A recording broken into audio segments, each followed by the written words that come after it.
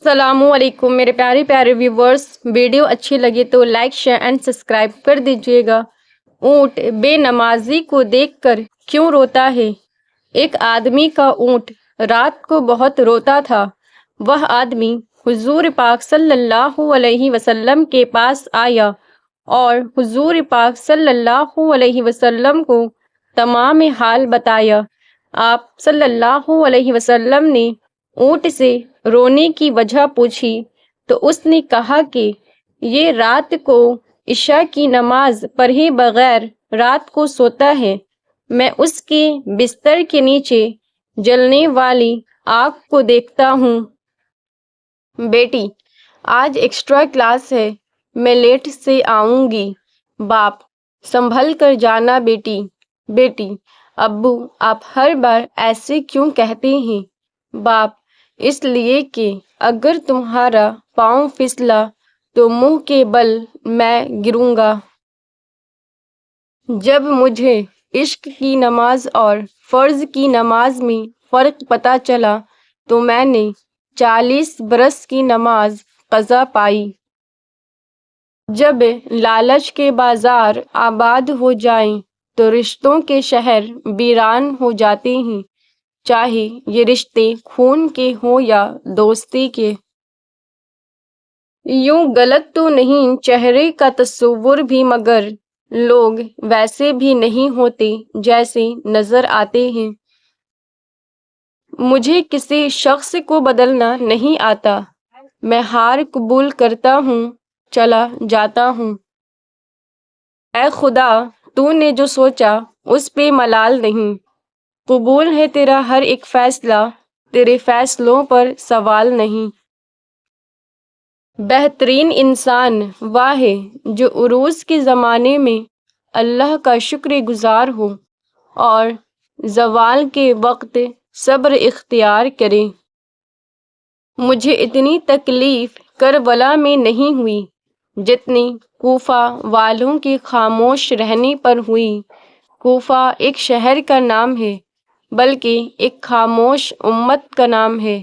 جہاں پر بھی ظلم ہوا اور امت خاموش رہے، وہ جگہ کوفہ اور لوگ کوفی ہیں۔ کرتے ہیں لوگ مال جمع کس لیے یہاں اقبال، سلتا ہے آدمی کا کفن جیب کے بغیر۔ اس قدر یاد ہے اپنے تھے سبھی، کس نے کیا چال چلی یاد نہیں۔ سودا گری نہیں یہ عبادت خدا کی ہے، اے بے خبر جزا کی تمنا بھی چھوڑ دے۔ آپ صلی اللہ علیہ وسلم نے فرمایا، جب کوئی بھول گیا اور کچھ کھا پی لیا تو اسے چاہیے کہ اپنا روزہ پورا کرے، کیونکہ اس کو اللہ نے کھلایا اور پلایا ہے۔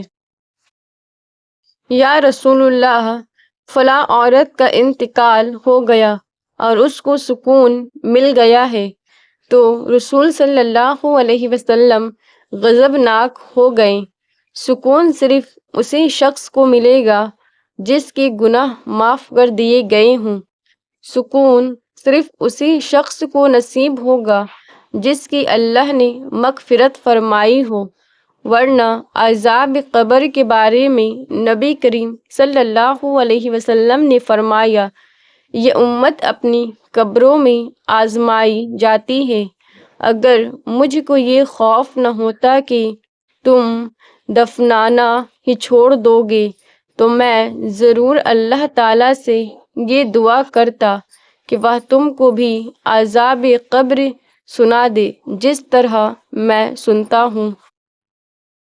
خوبصورت الفاظ۔ جس گناہ سے عمر کم ہوتی ہے وہ ماں سے بدسلوکی ہے۔ جس گناہ سے انسان پر لعنت ہوتی ہے وہ جھوٹ ہے۔ جس گناہ سے دنیا میں پکڑ ہوتی ہے وہ ظلم ہے۔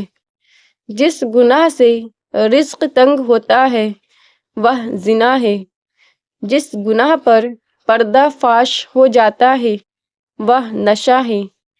جس گناہ سے پوری انسانیت تباہ ہو جاتی ہے وہ قتل ہے۔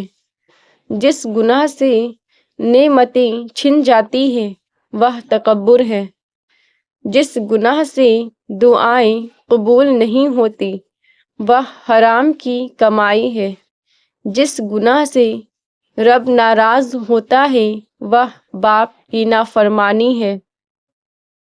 جو شخص اپنے مومن بھائی پر نازل شدہ مصیبت پر خوشی کا اظہار کرے تو وہ دنیا سے اس وقت تک نہیں جائے گا جب تک خود اس میں مبتلا نہ ہو جائے۔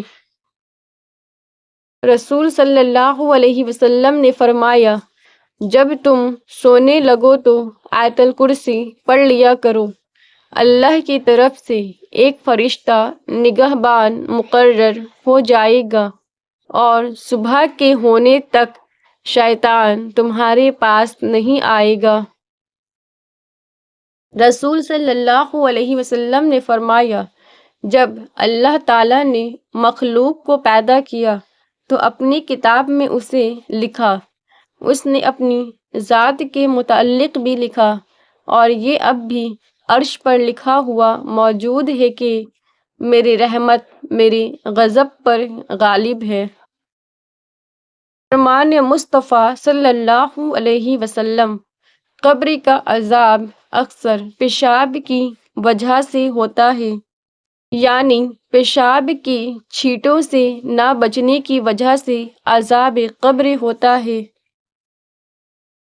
دنیا میں سب سے زیادہ وہ لوگ سکون میں رہتے ہیں جو مشکل وقت میں کہتے ہیں، میرے لیے بس اللہ ہی کافی ہے۔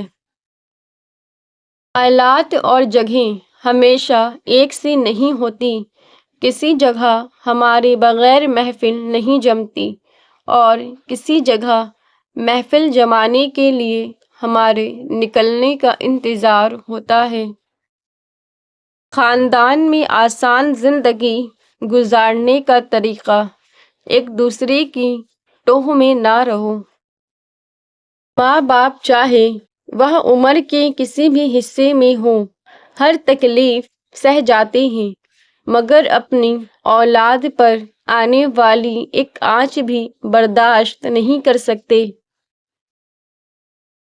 ایک پاک دامن عورت پر تہمت لگانا 100 برس کے اعمال غارت کر دینے کے لیے کافی ہے۔ کھچڑی اگر برتن میں پکے تو بیمار انسان کو ٹھیک کر دیتی ہے، اور اگر کھچڑی دماغ میں پکے تو ٹھیک انسان کو بیمار کر دیتی ہے۔ دعا اپنے لیے مانگنا عبادت ہے اور دوسروں کے لیے مانگنا خدمت ہے۔ عبادت سے جنت ملتی ہے اور خدمت سے خدا ملتا ہے۔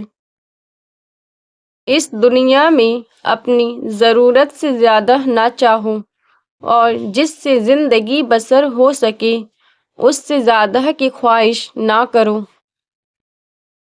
پیسے والے شخص کو دیکھ کر ہر کوئی امیر بننا چاہتا ہے، لیکن ایک نمازی کو دیکھ کر کوئی بھی عبادت گزار نہیں بننا چاہتا۔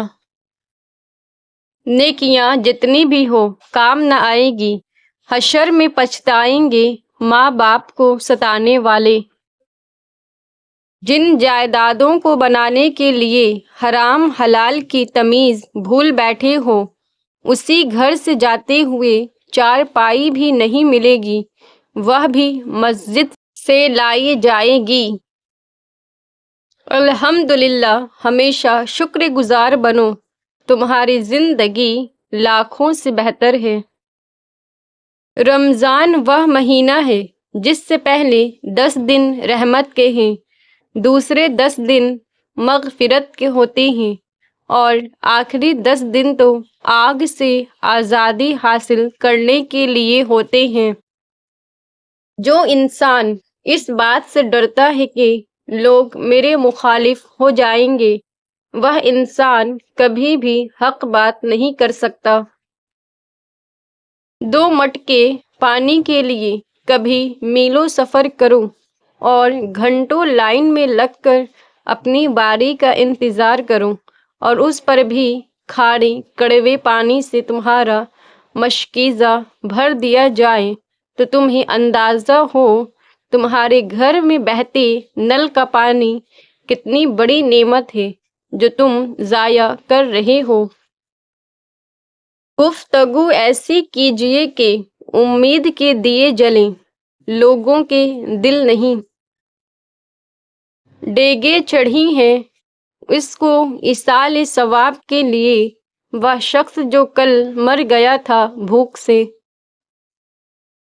اللہ بہترین دے گا۔ میں نے اپنا سب کچھ خدا پہ چھوڑ دیا ہے، اور ہوگا وہی جو میرے حق میں بہتر ہوگا انشاءاللہ۔ خاموش زبان اداس دل، سوئے ہوئے نصیب، اے زندگی تیرے فیصلوں پر آہ کریں یا واہ۔ مخلص انسان کی کڑواہٹ برداشت کر لیا کرو، ورنہ منافق انسان کی مٹھاس آپ کی زندگی تباہ کر دے گی۔ دنیا والے آپ کے اچھے حالات سے ہاتھ ملاتے ہیں، آپ سے نہیں، یہی تلخ حقیقت ہے۔ عورت کبھی دو ٹکے کی نہیں ہوتی، جنت ماں، عزت بہن، ہم سفر بیوی، رحمت بیٹی۔ اپنی عقل اور دوسروں کے گناہ ہمیشہ زیادہ ہی لگتے ہیں۔ میں اپنی دکھ درد کسی کو نہیں بتاتا، جب سہنا خود ہی ہے تو تماشا کیسا۔